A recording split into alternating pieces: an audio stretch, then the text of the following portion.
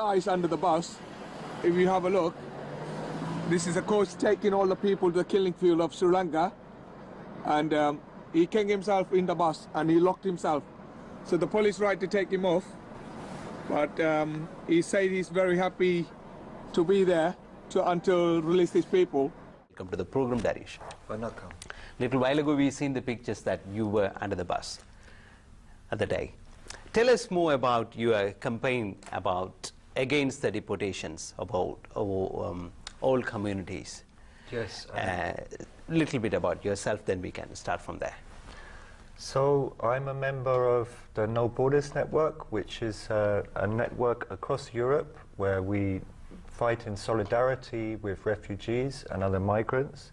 Particularly, we campaign to stop people being deported and put into detention and held without any trial, as happens a lot in this country, and support migrant communities.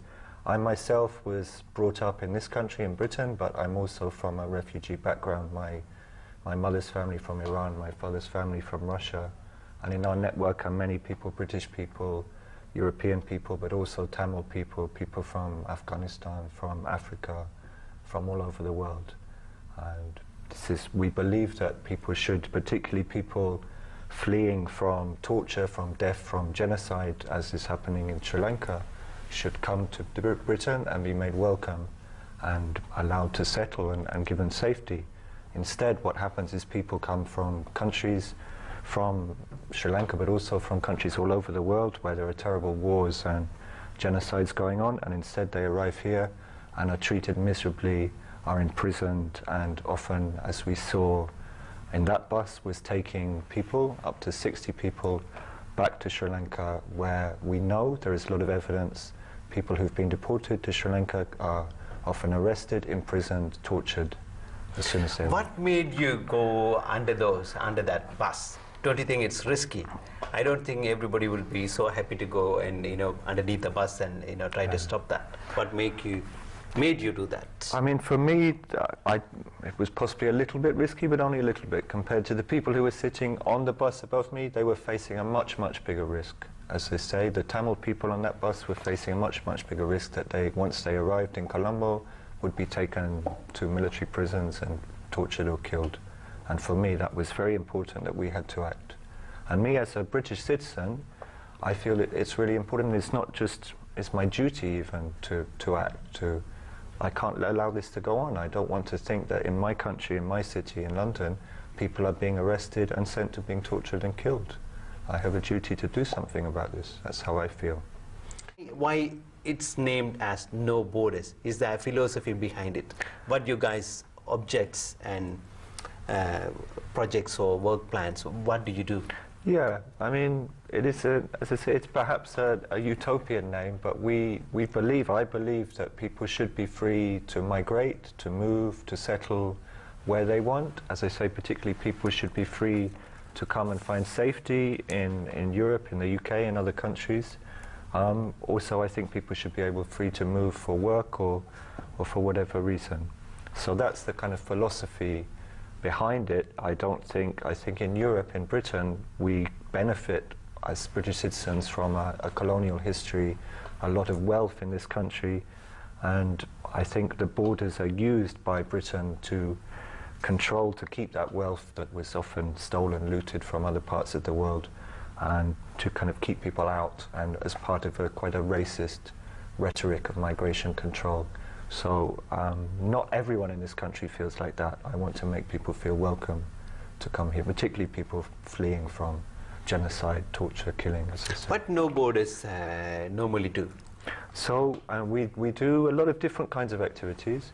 I'm involved a lot just kind of giving information to migrants. We kind of do give very practical information about and resources, things like even providing accommodation for people who may be sleeping on the street because they come here and find themselves in poverty, or giving information about the legal system, the asylum system, where to go to get support, giving people solidarity when they find themselves in detention centres, these kind of secret prisons that are run by the British government here.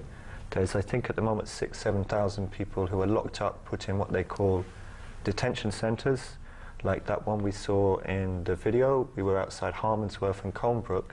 People are locked up there for no crime whatsoever. They haven't been to trial, they haven't been convicted of any crime. Just because they come from the wrong country, they don't have the right visa. And they can be kept there indefinitely, unlike a prisoner in a normal prison who's given a set sentence and then expect to be released. They can be kept there for no limited period and often to be deported. So we try to give people solidarity to support. We visit people in detention centres. We try to get people, you know, in touch with good lawyers who can help them.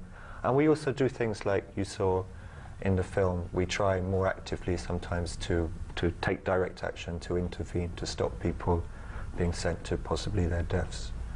So that action we did, blocking that bus, that charter flight, which held up that bus for 3-4 hours, which was long enough. We're working together with the lawyers who managed to get many legal injunctions, and 35 people were released because of the delay that held up the flight, and therefore because the lawyers had time to go to the court and get people off. So yeah, we can say it was a combination on the one hand of the legal action, but also sometimes we have to take direct action and put our bodies in the way. Yes. Raja has an opinion that there's an economic interest between the Sri Lankan government and the British government, and also there's underlying diplomatical reasons why British government is constantly deporting the failed asylum seekers to Sri Lanka.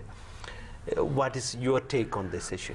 I think Roger understands the politics, Tamil politics better than I do, but I agree. I think we see as these charter flights to Sri Lanka began last year in June 2011. Since then there's been 7, I think, now. The reason they used charter flights as opposed to other flights, just putting people on flights normally, is they knew people were struggling, were resisting. They didn't want it to be seen. The reason they've said this, the UK Border Agency, they're worried if people went on a flight and were seen to struggle, to protest, to shout, then it upsets the other passengers. There were problems. So they put people on these secret charter flights.